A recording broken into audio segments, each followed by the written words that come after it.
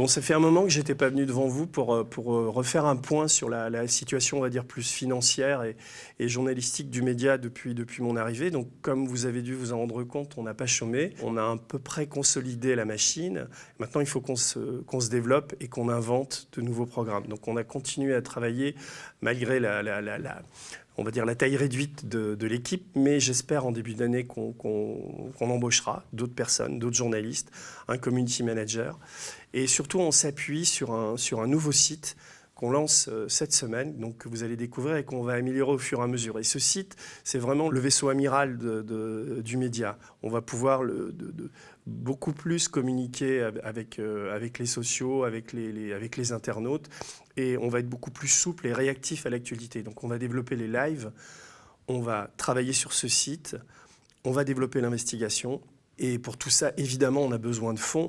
Donc, comme on est en fin d'année, j'ai voulu qu'on fasse cette vidéo assez vite, avant le 31, parce que, comme vous le savez, pour vos impôts, si avant le 31, vous nous filez 30 €, vous en récupérez 20.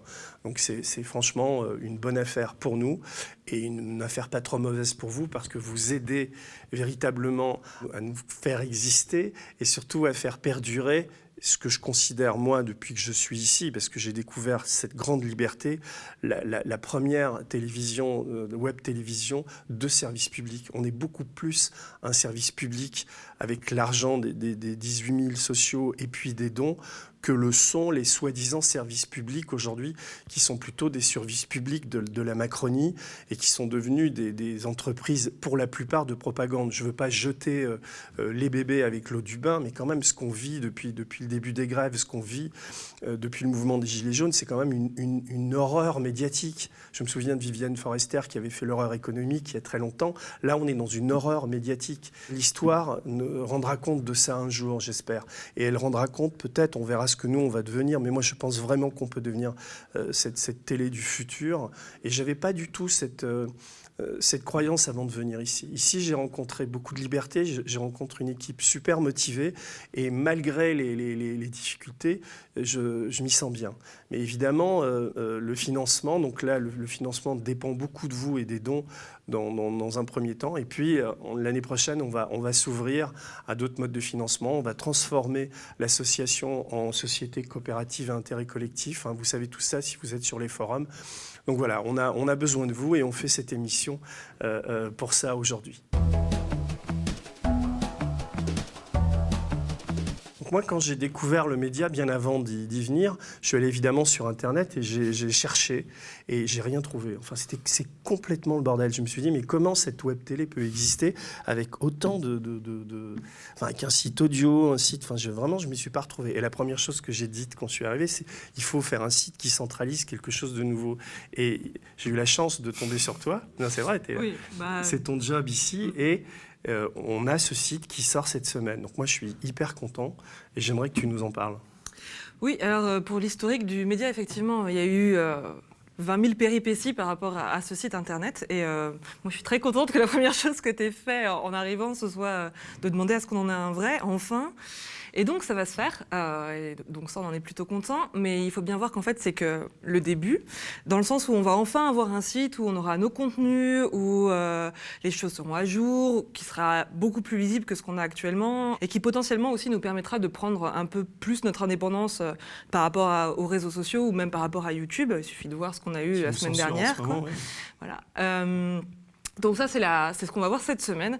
C'est pas pour autant qu'on va s'arrêter là, et on a vraiment l'intention d'aller plus loin derrière, notamment par rapport à la communauté des sociaux, avec la coopérative qui va voir le jour. On va avoir besoin de nouveaux outils pour la faire vivre, pour que ce soit vraiment une coopérative. Et alors, ce site a été conçu, vous y travaillez d'arrache-pied, on peut dire depuis 3 mois à peu près, avec Olivier qui était développeur et Jérôme qui était le web designer. Comment vous avez travaillé et quelle va être la particularité de ce nouveau site ? Alors, comment on y a travaillé ? À distance, en fait, vu qu'on est tous un peu éclatés en France, mais assez bien, dans le sens où on était chacun sur nos spécificités. Je ne vais pas rentrer dans les détails techniques, mais donc ça s'est plutôt plutôt bien passé à ce niveau-là. On va continuer d'ailleurs à travailler avec eux à l'avenir. Quand je dis à l'avenir, c'est qu'on a déjà des idées pour améliorer encore un peu plus le site ensuite. Je voulais qu'ils viennent, mais avec les grèves, c'était malheureusement. impossible. Donc on vous salue, Coucou Olivier, Jérôme. Mais bon, mais le site, quelle va être sa fonctionnalité? Est-ce qu'on va pouvoir, il y aura du texte, des vidéos, on va pouvoir réagir à l'actualité, il y aura des commentaires? Oui, alors ça, pour le coup, c'est assez traditionnel pour les sites médias. Notre particularité à nous, c'est qu'on a quand même une grosse partie de nos contenus qui sont aussi écrits et qui ont été très peu mis en avant jusqu'à maintenant. Et donc, l'un des challenges pour ce site, c'était de pouvoir à nouveau fusionner en fait ces deux parties du média.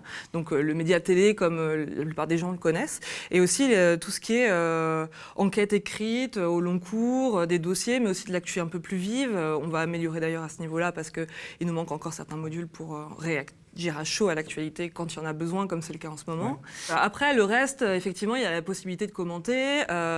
Au fur et à mesure, on va aussi sans doute rajouter la possibilité pour les sociaux d'avoir des chats, de discuter avec les gens en plateau. Enfin bon, l'idée, c'est vraiment au fur et à mesure de rajouter les briques pour que ce site, qui pour l'instant ne sera qu'une nette amélioration du site qu'on a avec les contenus à jour, mais au fur et à mesure, donc, on va rajouter pas mal de choses. La possibilité aussi de relayer beaucoup plus nos contenus en dehors, de les partager. Enfin voilà, il y a plein de petites choses qui vont arriver. On part de très très loin. On part de très loin. Et donc là, c'est la première brique. Et voilà. Et tout ça a été rendu possible grâce aux dons, parce que ça a eu un coût.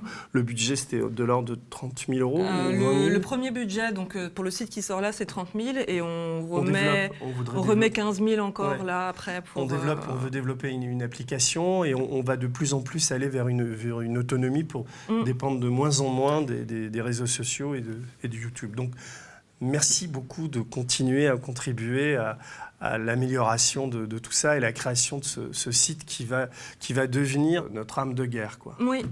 Et n'hésitez pas, donc il y a un forum aussi des sociaux, n'hésitez pas à nous donner vos retours quand vous l'aurez testé et vos envies aussi. On en a déjà des petites idées de comment l'améliorer, mais je ne doute pas qu'il y a des choses auxquelles on n'a pas pensé en fait. Voilà, merci beaucoup. Bon, je suis très content de t'accueillir, Marc. Pour moi, c'est vraiment important parce que quand je suis arrivé aux médias, évidemment, les gens me connaissent. Les enquêtes, l'investigation, c'est important de révéler ce qui n'est pas révélé, ce qui est caché. Et dans le paysage, on va dire, des journalistes français, pour moi, tu es un des meilleurs. Donc non, mais je veux dire, ton bouquin sur Macron est vraiment un bouquin important. Il a eu du succès. D'ailleurs, on a fait cette émission ensemble, où c'est là où j'ai eu envie qu'on travaille ensemble. On a fait 600 000 vues, ce qui est quand même pas mal. Donc ça veut dire que les gens ont beaucoup aimé. Et je t'ai demandé d'ailleurs après, je dis, ce serait bien qu'on travaille ensemble. Et là, t'es enfin venu. On a trouvé un accord financier qui est modeste, mais en tout cas qui t'associe à nous. Et j'ai envie qu'on travaille ensemble et que tu travailles et qu'on te donne un maximum de liberté pour écrire ce que tu as envie d'écrire, quoi. Donc, je sais pas, qu'est-ce qui t'a décidé, enfin, qu'est-ce que tu as envie de faire avec nous? Plein de choses. Enfin, bon, déjà, on va faire de l'enquête. Alors, c'est un grand mot, l'enquête. Hein. C'est un peu une lapalissade aujourd'hui dans la presse. Il faut faire de l'enquête. C'est cool. Mais après, quels sont les moyens pour faire de l'enquête? Et donc, en fait, moi, là, de toute façon, je reste journaliste indépendant, comme on dit, donc je travaille pour différents médias. Mais c'est vrai que sur des gros sujets sur lesquels je travaille et sur lesquels je continue de travailler, la France-Afrique, on peut parler d'ADP ou d'autres dossiers sur lesquels j'ai travaillé ces derniers mois.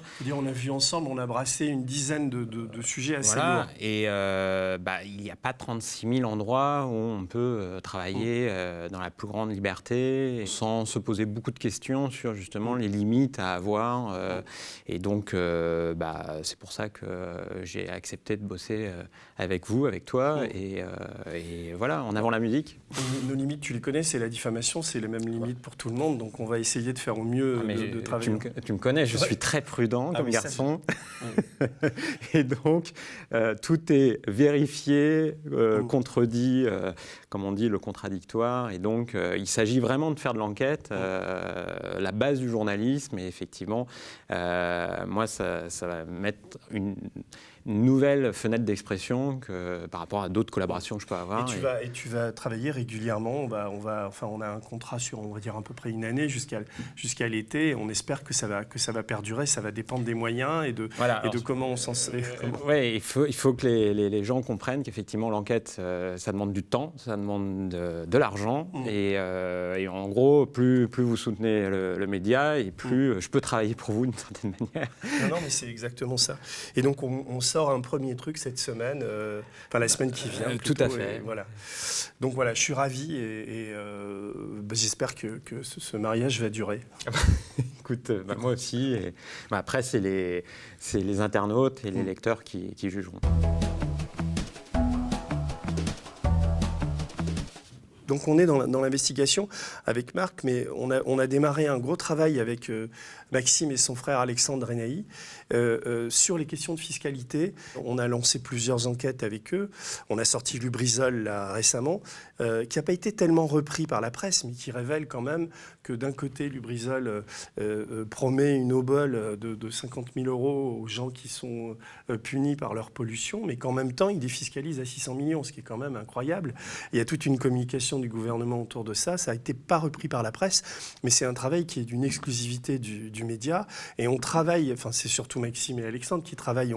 C'est vraiment un travail de fond qu'on fait sur différents autres sujets. Et on a lancé cette souscription auquel vous avez tous contribué. Et des assignations sont parties. Et on a eu les premiers retours sur les comptes cachés de Bernard Arnault. C'est arrivé hier. Et comme on est gentils, nous, aux médias, les informations ont été reprises aussi par la presse. C'est sorti, mais d'une manière non exploitée. Donc, on va exploiter ça avec Maxime et Alexandre. Et on va en sortir d'autres tout au cours de l'année. Mais on préviendra aussi les sociaux ou les gens qui nous ont aidés dans une newsletter où on les informera de tout ça.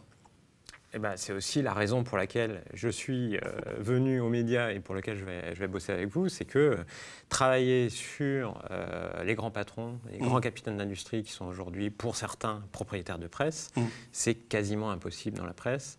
Et donc, comme il n'y a pas que les scandales politiques, il y a aussi des scandales dans la sphère économique. Il y a également des scandales politiques et économiques, des affaires politico-financières que tu connais bien. Il n'y a pas 36 000 endroits pour faire des enquêtes de ce type-là. Non. Et donc voilà, c'est aussi la raison pour laquelle je vous rejoins et je vais faire plusieurs enquêtes dans les prochains mois. Voilà. Donc le média depuis la rentrée, c'est aussi de nouvelles émissions, des émissions culturelles comme La main à plume, qui revient sur les livres de littérature résistante, qui a abordé la question du fascisme qui vient, ou les 1 an des Gilets jaunes. C'est aussi une émission sur le documentaire qu'on vous a proposé, qui s'appelle Doc Doc Doc, présentée par Léa Rinaldi. Et c'est aussi une émission sur la bande dessinée qu'on vous présentera pendant les vacances de Noël, qui s'appelle Boom Boom Crash Crash. Le média a aussi pris à bras-le-corps la question écologique avec un format à part entière qui s'appelle État d'urgence, qu'on vous propose depuis le début de l'année environ une fois par semaine, qui est présenté par Rémi Kenzo Pages. Le média, c'est aussi des partenariats avec des youtubeurs et notamment avec le Stagirite qui propose un format qui s'appelle On sort les dossiers une fois tous les 15 jours qui a l'air de beaucoup vous plaire. Et à partir de janvier, il y a aussi des nouvelles choses qui vont arriver. Dès le mois de janvier, vous aurez le premier format à part entière de Maxime Renaï qui nous a rejoint et qui va s'appeler Là où est l'argent. On reviendra sur les manipulations financières des multinationales et les moyens qu'elles trouvent pour échapper à l'impôt, mais en réalité aussi sur des choses encore plus graves que ça. Vous le verrez dans les mois qui viennent. On a beaucoup d'enquêtes dans les tuyaux, beaucoup de choses qui vont sortir. Ça demande du travail, ça demande beaucoup de vérifications, mais ça arrive. Mais l'actualité est évidemment très importante aux médias et c'est pour ça qu'on vous a aussi proposé 2 émissions axées autour de l'actualité. Mauvaise Presse, qui est une émission bimensuelle qui revient sur le travail des médias indépendants et sur des éléments d'actualité, ainsi que depuis le début du mouvement social, Marche ou Grève, dont Théo va vous parler un petit peu juste après moi.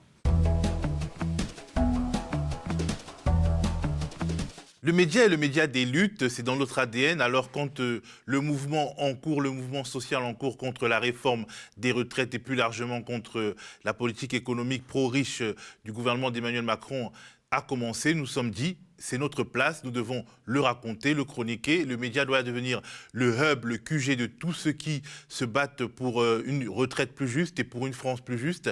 Et bien entendu, c'était difficile parce qu'il y avait la grève. Beaucoup d'entre nous ne pouvaient pas arriver jusqu'ici. Faire de l'information en télétravail, c'est pas toujours évident, mais nous avons retroussé nos manches, nous avons décidé d'apprendre un peu chacun le travail de l'autre. Alors, il y avait des moments où la monteuse se retrouvait ingénieure du son. Bref, ça a été un moment de formation et d'auto-formation, mais on a réussi à monter l'émission quotidienne, la quotidienne reconductible Marche ou Grève, que nous avons l'intention de maintenir, même s'il y a quelques arrêts jusqu'au terme de ce mouvement que nous espérons victorieux. Nous ne nous plaignons pas, c'est difficile, c'est beaucoup d'engagement, de travail et c'est beaucoup d'investissement financier également pour faire venir nos invités ici dans des conditions qui ne sont pas toujours évidentes. Parmi ces invités, on a des syndicalistes comme Gaël Quirante, comme Béranger Cernon, des intellectuels comme Bernard Friot, Henri Sterdignac, Christophe Rameau.